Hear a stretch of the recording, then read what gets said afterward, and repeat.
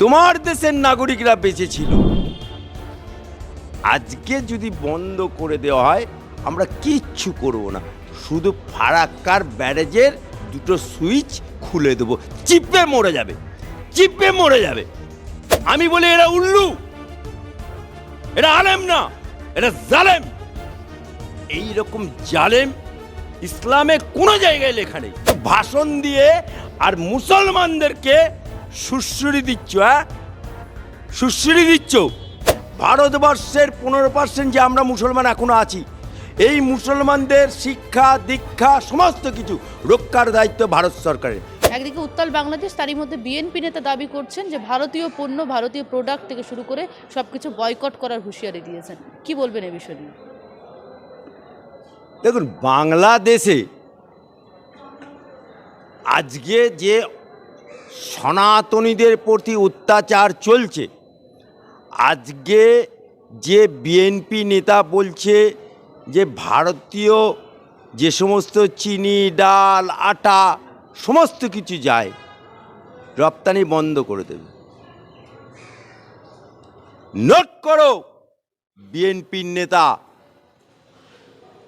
আজকে যদি ভারত থেকে চাল, চিনি, আটা বন্ধ করে দেওয়া হয়, বিজলি বন্ধ করে দেওয়া হয়, গ্যাস বন্ধ করে দেওয়া হয়, এতদিন তো আমাদেরই তো জিনিসের ওপর নির্ভর করে তোমার দেশ বেঁচে ছিল, তোমার দেশের নাগরিকরা বেঁচে ছিল। আজকে যদি বন্ধ করে দেওয়া হয় আমরা কিচ্ছু করব না, শুধু ফারাক্কার ব্যারেজের দুটো সুইচ খুলে দেবো, চিপে মরে যাবে, চিপে মরে যাবে। আজকে ওদের একজন মৌলানা রফিকুল ইসলাম মাদানি, সে বলছে কিনা যে মুসলমানরা তৈরি হও, মুসলমান যুবকদেরকে বলছো তৈরি হয়ে যাও, যুদ্ধ করতে হবে, লড়াই করতে হবে, প্রাণ দিতে হবে। কার সাথে যুদ্ধ করবে? ভারতের সাথে? হ্যাঁ, অর্থাৎ এর জন্য দায়ী, আমি প্রথম দায়ী করব হাসিনাকে। যে হাসিনা আমার ভারতবর্ষে আছে, হাসিনা যখন ওখানে প্রধানমন্ত্রী ছিল, আজকে এই সমস্ত মাদানির মতো উল্লুদেরকে, অনেকে বলে হুজুর, আমি বলি এরা উল্লু, এরা আলেম না, এরা জালেম। এইরকম জালেম ইসলামে কোনো জায়গায় লেখা নেই। হাসিনাকে তো ভারত সরকার জায়গা দিয়েছে। Let me finish. হাসিনাকে এই কারণে দায়ী করছি, এই সমস্ত উল্লুদেরকে, এই সমস্ত বদমাইশ জালেমদেরকে, এই সমস্ত টুপি পরা, দাড়ি পরা সন্ত্রাসবাদীদের, এই রকম তালিবানি মনোভাব লোকেদেরকে আগেই হাসিনা যদি জব্দ করে দিত, তাহলে আজকে হাসিনা জব্দ করতে পারেনি বলেই আজকে ওরা মাথা চাড়া দিয়েছে। এবং মদত কারা দিচ্ছে? মদত দিচ্ছে পাকিস্তান, মদত দিচ্ছে চীন, মদত দিচ্ছে রাশিয়া। এদের বলে, কারণ এই সমস্ত তালিবানি মুসলমানরা, এই সমস্ত সন্ত্রাসবাদী মুসলমানরা, এই সমস্ত মৌলবাদী মুসলমানরা, তারা ভেতরে ভেতরে, ওপরে হাসিনা সমর্থন করত, ভেতরে ভেতরে এই বিএনপি থেকে আরম্ভ করে সবাই ভারত বিরোধী ছিল, ভারত বিরোধী ছিল। তাই আজকে হাসিনা যখন দিল্লিতে এসে পৌঁছে গেল, আজকে ওদের আসল রূপটা বেরিয়ে পড়েছে, আসল রূপটা বেরিয়ে পড়েছে। ভারতের সাথে যুদ্ধ করবে, ভারতের সাথে লড়াই করবে। তাই ওখানকার জওয়ান মুসলমানদেরকে বলছে, ধর্মের দোয়াই দিচ্ছে, শহীদ হতে হবে, আল্লাহর নামে শহীদ হতে হবে, খোদার নামে শহীদ হতে হবে। কোথায় বলেছে? কোথায় বলেছে? কোথায় খোদা বলেছে? কোন কোরআনে বলেছে? কোন হাদিসে বলেছে? अपना गली में कुत्ता शेर होता है, জালেমের বাচ্চা, তুই বাংলাদেশে আমাদের ভারতের চাল খেয়েছিস, আমাদের ভারতের রুটি খেয়েছিস, আমাদের ভারতের আটা খেয়েছিস, আমাদের ভারতের সমস্ত কিছু খেয়ে আজকে তোকে যদি বলা হয় খেটে খা, খেটে খাবার ক্ষমতা নেই, শুধু ভাষণ দিয়ে আর মুসলমানদেরকে সুশ্রী দিচ্ছ। হ্যাঁ, সুশ্রী দিচ্ছ। জীবন দিতে হবে, আল্লাহর নামে শহীদ হতে হবে, খোদার নামে শহীদ হতে হবে। হ্যাঁ, কোন কোরআনে লেখা আছে, কোন হাদিসে লেখা আছে?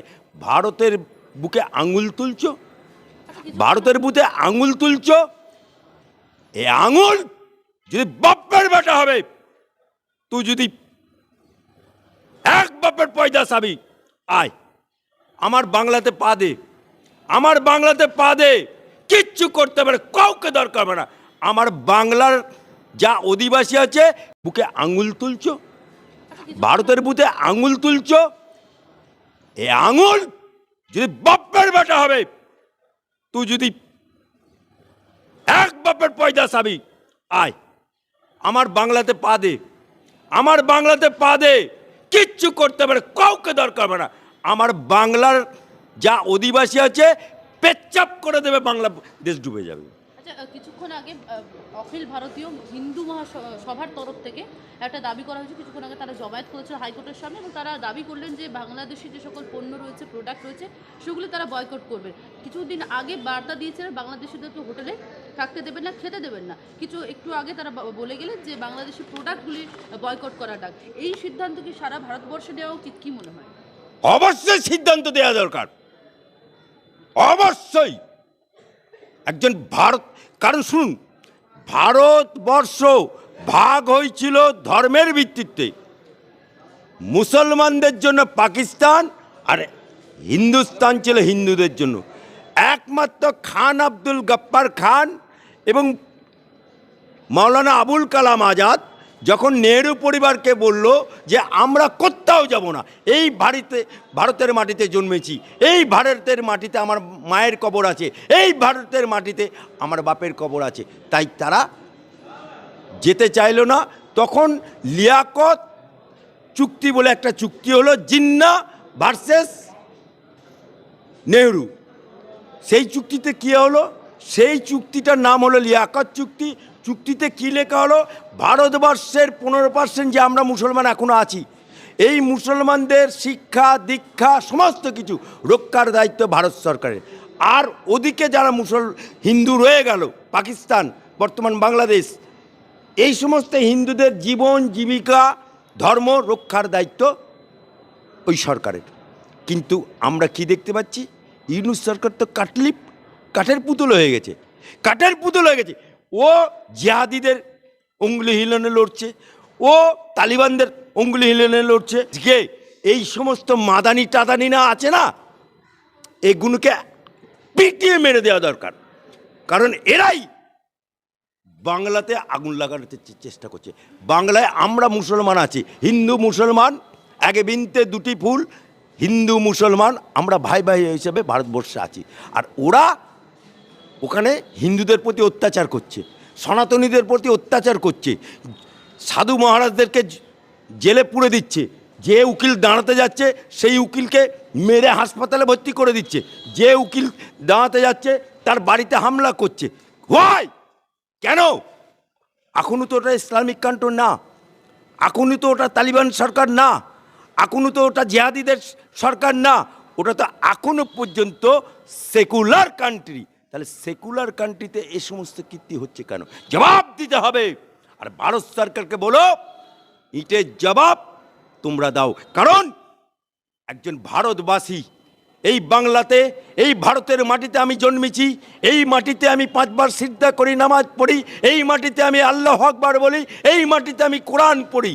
আর সেই মাটির ভারতবর্ষের বুকে অন্য জেহাদিরা, তালিবানিরা, মুসলমানের কলঙ্ক, তারা আঙুল তুলে আমার ভারত মাতাকে কলঙ্কিত করবে, আমরা ছেড়ে দেব না। বাংলা হান্টের আরো খবর দেখতে নজর রাখুন। বাংলা খবর মানেই বাংলা হান্ট।